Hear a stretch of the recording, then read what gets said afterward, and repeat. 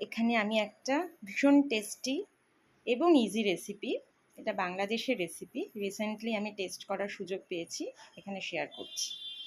অনেকটা তেলে, যাতে মাছগুলো তেলে মোটামুটি সাঁতার কাটতে পারে, এইভাবে নুন হলুদ মাখানো মাছগুলোকে ছেড়ে দিতে হবে ফার্স্টে কাঁচা তেলে, ঠিক আছে?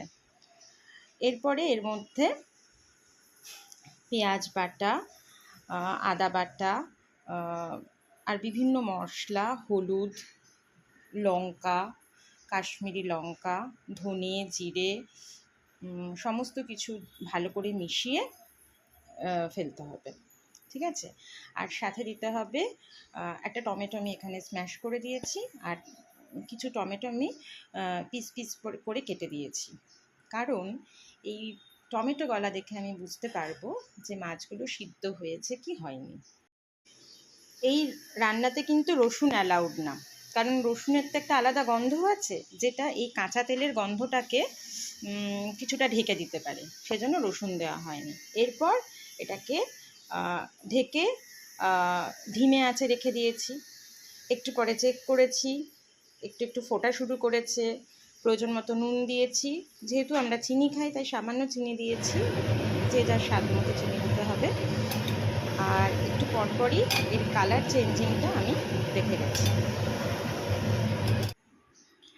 মাঝে একবার উল্টে দিয়েছি মাছগুলো, আর একটু পরপরই, আমার তো ধৈর্য কম, একটু পরপরই ঢাকনা খুলে দেখছিলাম, একটা সুন্দর গন্ধ আসছিল, আর কালারের চেঞ্জটাও অসাধারণ হচ্ছিল। বেশ ভালো রকম যখন মশলা কষে গেছে, টমেটোগুলোও দেখলাম নরম হয়ে গেছে, বুঝলাম রান্না আমার শেষ।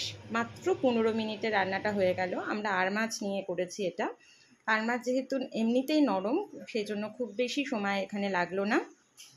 এই যে আমার রান্না শেষ, এবার এটাকে ঢেকে রেখে দিয়েছি। দুপুরে সবাই খেয়ে বলবে কেমন হয়েছে। আগের দিন সেম রেসিপিটাই কালবোশ মাছ দিয়ে খেয়েছিলাম, অসাধারণ খেতে হয়েছিল। তাই আজকে আমি নিজে বাড়িতে এটা আর মাছের সাথে ট্রাই করলাম। কাতলা মাছের সাথেও এটা করা যেতে পারে, বোয়াল মাছের সাথেও করা যেতে পারে, বেশ টেস্টি হবে।